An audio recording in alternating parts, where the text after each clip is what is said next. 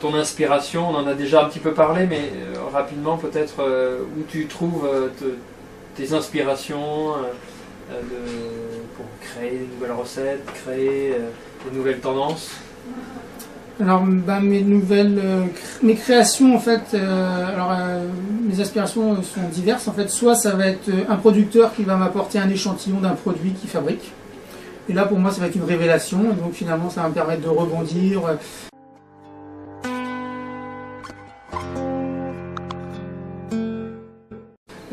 Comme l'année dernière, j'avais fait une thématique sur la Corse, parce que finalement, j'avais un petit producteur qui m'avait apporté du cédrat confit.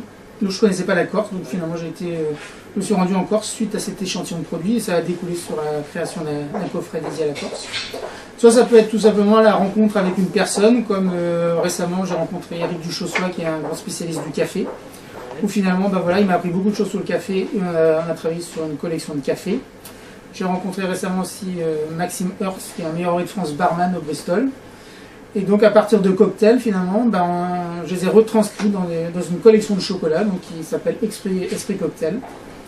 Donc voilà, ça peut être soit des matières premières, ça peut être des personnes que je rencontre. C'est surtout que quand je crée une collection aussi, c'est d'avoir quelque chose qui soit cohérent, parce que des fois je peux avoir un produit qui est extraordinaire, sauf que s'il ne s'intègre pas dans une collection, je n'ai pas forcément intérêt à l'utiliser. Donc certains produits, des fois je vais les avoir en fait sous le coude pendant plusieurs années. Et finalement, naturellement, j'ai des collections qui vont se construire comme ça, parce que finalement, avec un produit que j'ai trouvé il y a quelques années, plus un autre, plus un autre, plus encore un autre, finalement, ma collection se construit tout doucement comme ça, et des fois, au bout de 2 ou 3 ans, j'ai quelque chose de cohérent qui se construit, et là, je peux réellement créer une collection. Et peut-être sur un autre sujet, comment toi, tu vois les personnes qui veulent apprendre à faire du chocolat, qui veulent essayer, prennent des cours de cuisine? Quels seraient les conseils que tu pourrais leur donner justement s'ils débutent sur le chocolat? Alors si c'est des jeunes, avant tout c'est d'aller quand même en apprentissage, puisque finalement... Oui, ça peut être des jeunes ou ça peut être des gens qui sont passionnés et qui veulent faire du chocolat chez eux, du moulage ou autre. Qu'est-ce que tu peux leur donner comme conseil là-dessus? Alors, les passionnés de chocolat, qui veulent faire ça, on va dire, en plus de leur travail au quotidien, c'est quand même d'avoir quelques cours avec, on va dire, des professionnels, parce que le chocolat c'est quand même assez complexe à travailler, parce que vous avez quand même des températures bien précises à respecter. Si vous ne les respectez pas, en fait, vous aurez souvent des soucis. Donc, il faut quand même avoir quand même des bonnes bases sur ce qu'on appelle les courbes de température du chocolat. Et à partir de là, après, vous pouvez vous faire plaisir. Et moi, ce que je trouve intéressant, après, quand vous faites ça dans votre cuisine, c'est surtout à travers vos créations, on va dire, c'est surtout de jouer sur les textures, comme je vous disais tout à l'heure, de travailler à la fois sur des textures qui soient croquantes, qui soient fondantes, qui soient mousseuses.